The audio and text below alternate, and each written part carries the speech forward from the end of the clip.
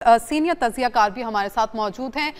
Sir, कहिएगा कि आप किस तरह से देखते हैं इस बात को कि ईरान की जानिब से ऐसे मौके पर इनकार किया गया मुज़ाकरात का कि जब अमेरिका की तरफ से कहा गया है कि आज उनका वफूद जो है वो पाकिस्तान पहुंचेगा।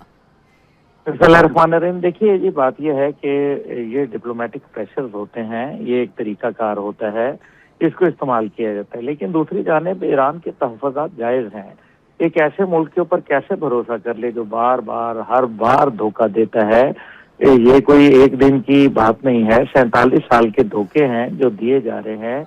2015 में धोखा दिया गया। ओबामा एडमिनिस्ट्रेशन, वो भी सदर अमेरिका थे, वो कोई मेयर तो नहीं थे ना न्यूयॉर्क के, सदर अमेरिका ही थे। उन्होंने जब एक तमाम JCPOA के अंदर फैसला हुआ था और ईरान ने अपना न्यूक्लियर प्रोग्राम तल्फ करने की बात कर दी थी, तो एक न्यूक्लियर रिएक्टर रखना था, 3% एनरिच करना था यूरेनियम को पुरअमन मकासद के लिए। तो उसके बदले में अमेरिका ने उनको कुछ सैंक्शन लिफ्ट करनी थी, वो नहीं की गई। और 2018 में आके डोनाल्ड ट्रंप ने उस माहदे को तार-तार कर दिया।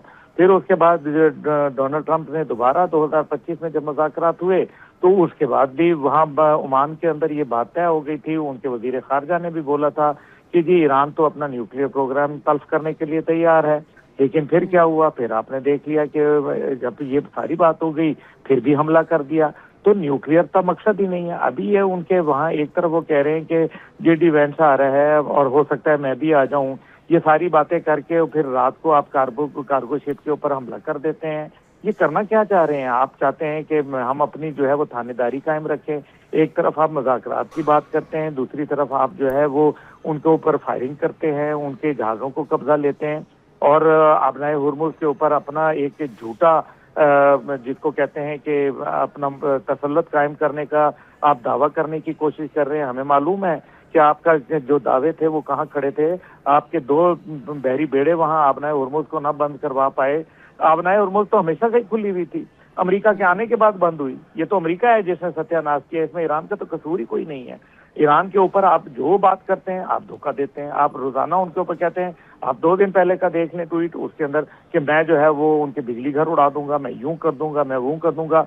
जाओ बाबा, जो करना है तुम करके दिखा दो। तुमने जो पहले 40 दिन में तुमने जो चांद चढ़ाए हैं वो दुनिया ने देखे हैं। जो तुम्हारे तरीके से, जिस तरीके से टूटे तारों की तरह तुम्हारे जहाज गिर रहे थे, वो पूरी दुनिया ने देखे हैं। इसलिए पाकिस्तान को बदनाम करने की ये साजिश है।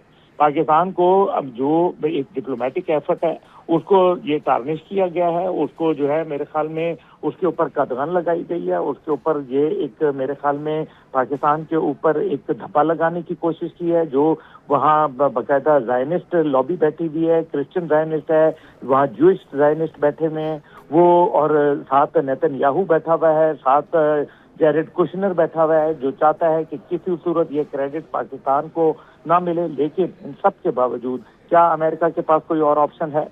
क्या ये जंग वो जीत सकते हैं? तो वो उन्होंने देख लिया।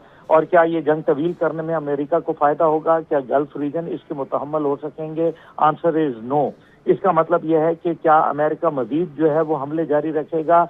तो चले 40 दिन जंग लड़ने के बाद फिर अगर मजीद वो 40 दिन लड़ेगा, नतीजा क्या निकलेगा? मुज़ाकरात की टेबल कौन है वो मुल्क? क्या वहाँ जिम्बाब्वे में जाके ये मुज़ाकरात होंगे? तो जिम्बाब्वे में तो नहीं होने चल लगे ना, या इंडिया में मुज़ाकरात होंगे तो वो भी नहीं होने लगे, तो फिर पाकिस्तान में ही होंगे।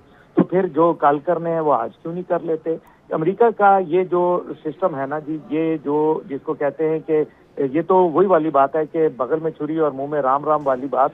क्योंकि एक तरफ आप उनको जो है वो दबाते हैं, एक तरफ उन पर हमले करते हैं, दूसरी तरफ आप कहते हैं मुज़ाकरात। ऐसे मुज़ाकरात नहीं जारी रह सकते। मेरे ख्याल में इसके अंदर बहुत सेंसिटिव मैटर है और ये अगले चंद घंटों के अंदर पता चल जाएगा कि ईरानी वफ्द आ रहा है या नहीं आ रहा। क्योंकि whatever has to be decided, it has to be decided now. क्योंकि अगर ये अब डिसाइड नहीं होगा तो इसका मतलब है कि एक हौलनाक तबाही जो है वो इस पूरे रीजन को ले डूबेगी।